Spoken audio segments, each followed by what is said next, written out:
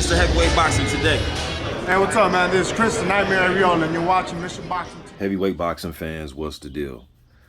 So hopefully this fight happens, man. Deontay Wilder and Andy Ruiz. I've been seeing interviews. I've seen one recently on ES News. Go over to ES News, Ellie Setback channel, and check out the video. I think Wilder was on a golf course. Yeah, he was on a golf course. And there's been some back and forth going on in the media. I did see Andy Ruiz Jr.'s father.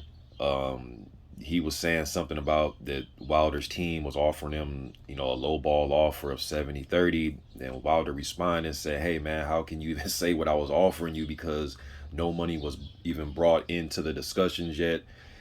So it's one of them things, man. You can believe who you want to believe. If you're Team Wilder, then you most likely people are going to believe what he says. If you're a Wilder detractor or a fan of Andy Ruiz, then you're going to believe his side.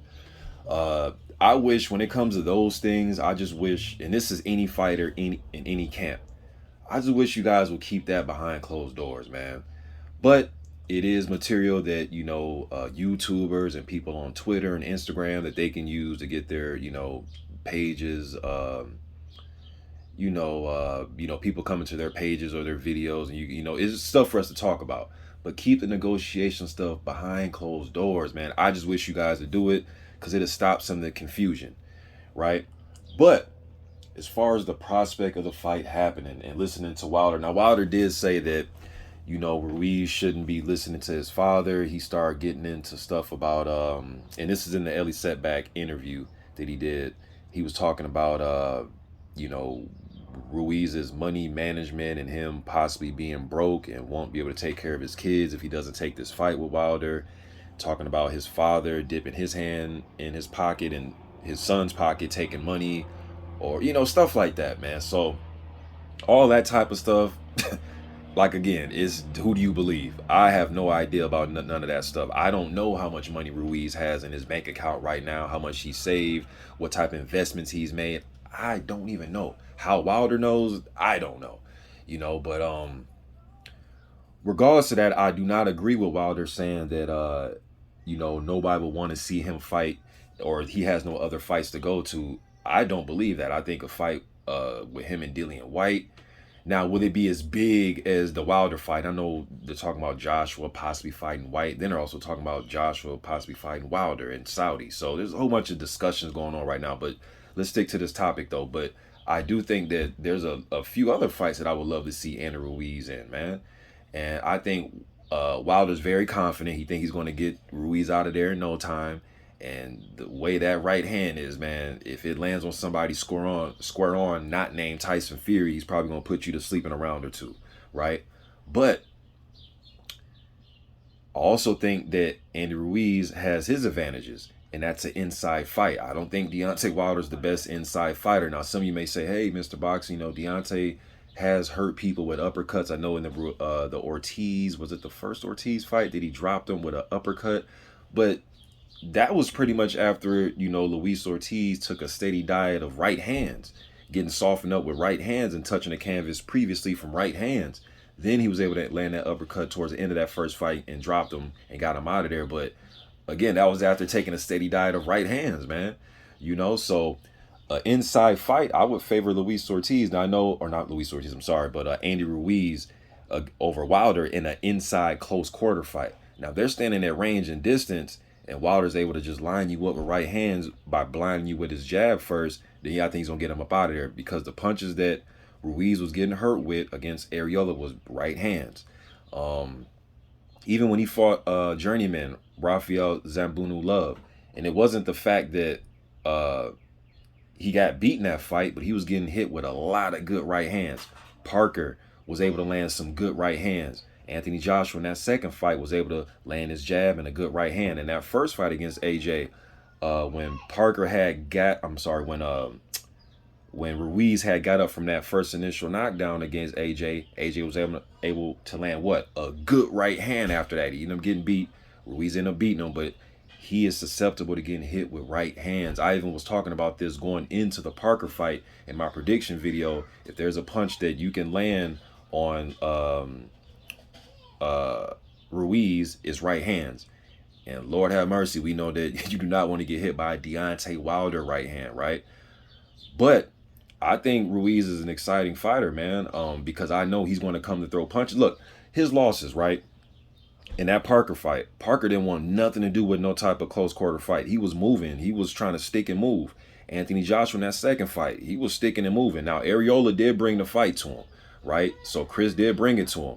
But I think if you try to bring the fight to Andy, it's going to be an exciting fight. He's going to have to find a way to slip the jab and get close to Deontay Wilder. If he stands on the outside, man, he's just a sitting duck, you know? Now, one thing I will say, I'm not going to play pretend here, right? And just pretend that since Deontay came back and he got, he dismantled Helenius with a glancing, he didn't get full extension on that right hand against Helenius, and he was able to knock him out, man, right? But I'm not going to play pretend, y'all. I'm not going to pretend like I didn't see Deontay Wilder take vicious beatings against Tyson Fury.